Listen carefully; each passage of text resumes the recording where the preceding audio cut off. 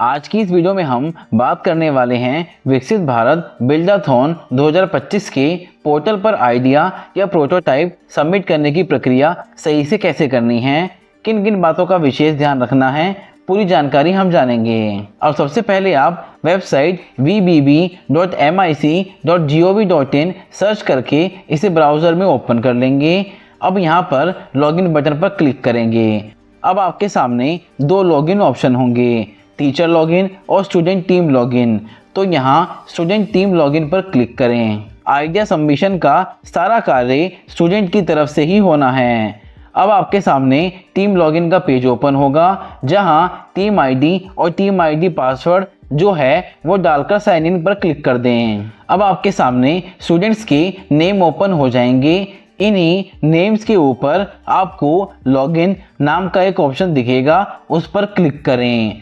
अब आपको साइड में कई सारे ऑप्शन दिख रहे हैं। यहाँ आइडिया सबमिशन एक ऑप्शन है, इस पर क्लिक करेंगे। अब आपके सामने यह 5 स्टेप्स दिख रहे हैं। इन स्टेप्स को फॉलो करना है और नीचे कुछ प्रिपरेशन करने को कहा गया है। बिफोर सबमिटिंग योर आइडिया, इनको ध्यान में रखना है। इसके बारे में हमने पिछली वीडियो में डिटेल में भी जाना था कि आइडिया कैसे चुनेंगे, कैसे बनाएंगे आदि। आपको आइडिया की पीडीएफ भी तैयार करनी है। अब यह पेज इंग्लिश में है, इसे हिंदी में पढ़ना चाहते हैं तो ऊपर से आप लैंग्वेज चेंज कर लीजिए। इसके बाद आप नीचे नेक्स्ट बटन आएगा, उस पर क्लिक करें। आइडिया सबमिशन वाला पेज अब आपके सामने आ जाएगा। अब यहाँ 4 टॉपिक्स दिखेंगे, आत्मनिर्भर भारत, स्वदेशी, वोकल फॉर लोकल और समृद्ध भारत। हर एक टॉपिक में 8 सब टॉपिक्स हैं। जब आप किसी एक का चयन करेंगे यानी सेलेक्ट करेंगे तो उसके अंदर कौन से सब टॉपिक्स हैं वो आपको साइड में भी दिख जाएंगे। इस लिस्ट में से ही आगे आपको अपने आइडिया की सब कैटेगरी सेलेक्ट करनी है। इन चारों थीम्स टॉपिक पर आइडिया कैसे बनाना है वह हमने पिछली वीडियो में जाना था। आइडिया सबमिट करने से पहले इस वीडियो को ज़रूर देख लें, जिससे आप अपनी आइडिया से संबंधित सारी जानकारी पहले से ही तैयार करके रख सकें। वीडियो का लिंक डिस्क्रिप्शन बॉक्स में मिल जाएगा। अब यहाँ टॉपिक सेलेक्ट करने के बाद आप आगे बढ़ना वाले बटन पर क्लिक करके आगे बढ़ जाएंगे। अब आपके सामने 3 सेक्शन वाइज कुछ पेज आएंगे जिनको फिल करना होगा। सबसे पहले सेक्शन में समस्या को पहचानना, ये पेज का टाइटल सेक्शन 1 है, जिसमें सबसे पहला अपना प्राथमिक विषय चुनें। तो देखिए यहाँ पर आपके सामने कई विषय होंगे, जैसे आत्मनिर्भर भारत, स्वदेशी, वोकल फॉर लोकल, समृद्ध भारत, जो पीछे अभी मैंने आपको बताए थे। यहाँ उनमें से कोई एक चयन कर लेंगे, जैसे मैंने समृद्ध भारत चुन लिया है, और फिर अपना विचार श्रेणी चुनेंगे। तो जिस विषय को चुन रहे हैं, प्राथमिक विषय को, उसके तहत 8 आपको विचार श्रेणी मिलेगी। उसमें से जो आइडिया से जुड़ा है उसका यहाँ चयन कर लेंगे।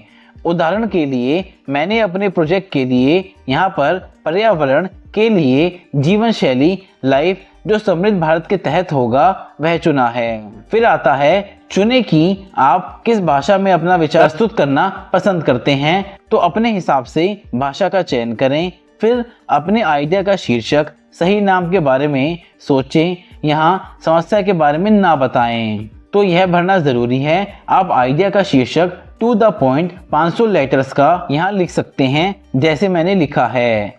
उसके बाद अपनी समस्या के बारे में जानकारी दें, जो भी ज़रूरी है। आपने किस समस्या को ध्यान रखते हुए यह आइडिया चुना वह लिखना है। अधिकतम 1000 अक्षरों में आप यहाँ दर्ज कर सकते हैं। अगला, समस्या के कारण बताएं। समस्या क्यों हो रही थी, किस कारण से हो रही थी, उसका जिक्र करें। यह सब जानकारी की पीडीएफ फाइल ज़रूर बना लें। अब अगला, समस्या के असर को गिनाएं। समस्या का प्रभाव क्या पड़ रहा था, जो प्रभाव उस समस्या के कारण हैं उसको यहाँ पर लिखना है। फिर आता है आपको अपनी कम्युनिटी में यानी कि समाज में किस किस जगह पर ये समस्या दिखाई देती है, तो स्कूल, घर, अपने आसपास और जगहों अन्य, इनका चयन कर सकते हैं। फिर आता है कौन कौन इस समस्या का सामना कर रहा है, ये एक प्रश्न है। इसका उत्तर आप समस्या का सामना जो कर रहे हैं लोग या आसपास के क्षेत्र में जहां पर भी उसके बारे में लिखें। उदाहरण के तौर पर जैसे मैंने लिखा है। अब इस पेज पर जब आप फिल कर लेंगे तो नीचे आपको एक ऑप्शन मिल रहा है ड्राफ्ट के रूप में सेव करें। तो जब ये डिटेल्स आप फिल करें तो ड्राफ्ट के रूप में सेव ज़रूर करें। सबमिट अभी नहीं करना है, यह ध्यान रखें, जिससे कि आगे संशोधन या एडिट करना आसान रहे, तभी आपका डेटा सेव रहेगा। अब यदि मान लीजिए आपने सेक्शन 1 ड्राफ्ट के रूप में सेव कर दिया और बाकी आगे की एंट्री बाद में भरने के लिए सोचा, तो बाद में जब आप दोबारा से लॉगिन करेंगे इसी पेज पर जब आएंगे तो क्या यहाँ पर एडिट कर पाएंगे? देखिए, आप डायरेक्ट एडिट नहीं कर पाएंगे। यहाँ आपको एक ऊपर बटन मिलेगी आइडिया सबमिशन संपादित करें हिंदी में और एडिट करके इंग्लिश में मिलेगी। उस बटन पर क्लिक करके ही फिर दोबारा से यहाँ पर एडिटिंग कर पाएंगे। जैसे यह आपको शो हो रहा है, एक स्काई ब्लू कलर में एक बटन दिया हुआ है, इस पर लिखा होगा आइडिया सबमिशन संपादित करें। जब आप उस पर क्लिक कर देंगे तभी यहाँ एडिट होगा। जब आप नीचे ड्राफ्ट के रूप में सेव कर चुके होंगे और फिर से इस पेज पर लॉगिन कर रहे होंगे, अगर सेव एज ड्राफ्ट नहीं करा और यह पेज बंद हो गया तो आपको दोबारा एंट्री करनी पड़ेगी। चलिए अब अगले सेक्शन 2 पर चलते हैं।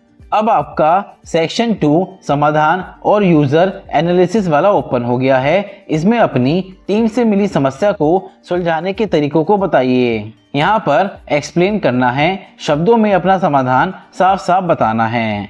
यह आइडिया कैसे काम करता है या किसकी मदद कर रहा है और ये समस्या को कैसे सुलझाएगा, ये शब्दों में लिखते हुए आपको यहाँ एक्सप्लेन करना है। अगला, अपने शिक्षक के अलावा आपने और कितने लोगों स्टेक होल्डर से बात की और सुधार किया? किसी से नहीं, 2 से 4 लोग या 5 से अधिक लोग, 10 या 10 से ज़्यादा लोग, उसका आप चयन कर लेंगे। उसमें फिर आता है उन कामों को चुनो जो समस्या सुलझाने के दौरान तुम्हारी टीम ने किए थे। एक से ज़्यादा ऑप्शन का आप यहाँ पर चयन कर सकते हैं। जैसे हमने पूरी समस्या सुलझाने की यात्रा खुद तय की है, या हमें अपनी समस्या का फीडबैक मिल गया और हमने उसे मॉडिफाई कर दिया।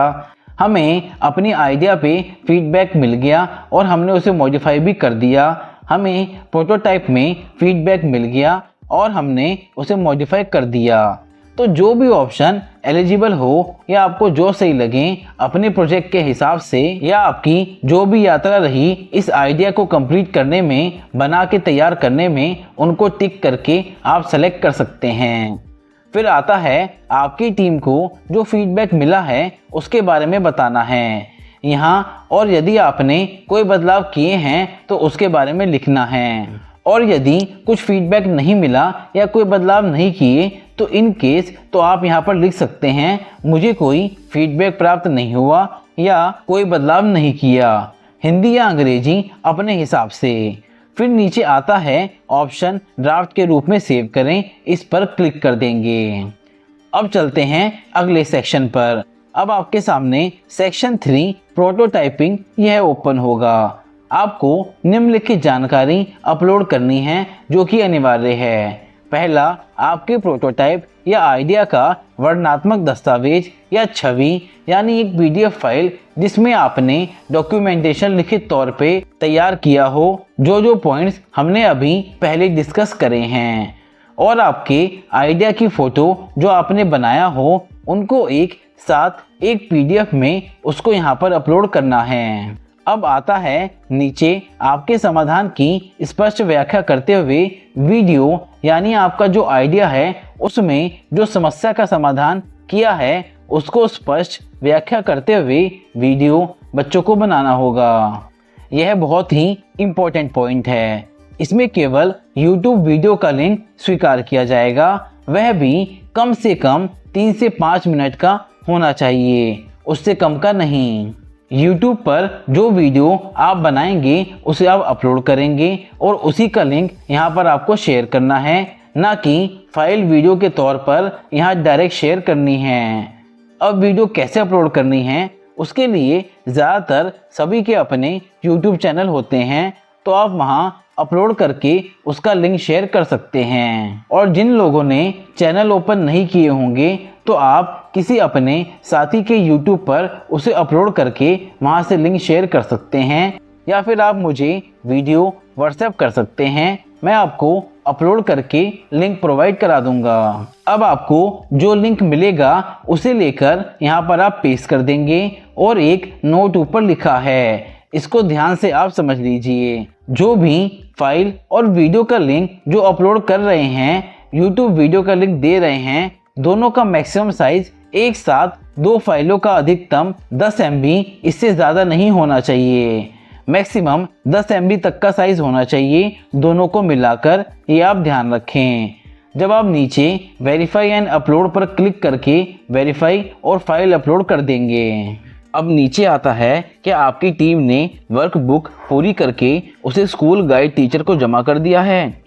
अब कोर्स करते समय एक वर्कबुक बच्चों को मिली थी, उसे डाउनलोड करके प्रिंट ज़रूर करवा लें और बच्चों से पूरा करवाकर उसे स्कूल में सुरक्षित रखना है।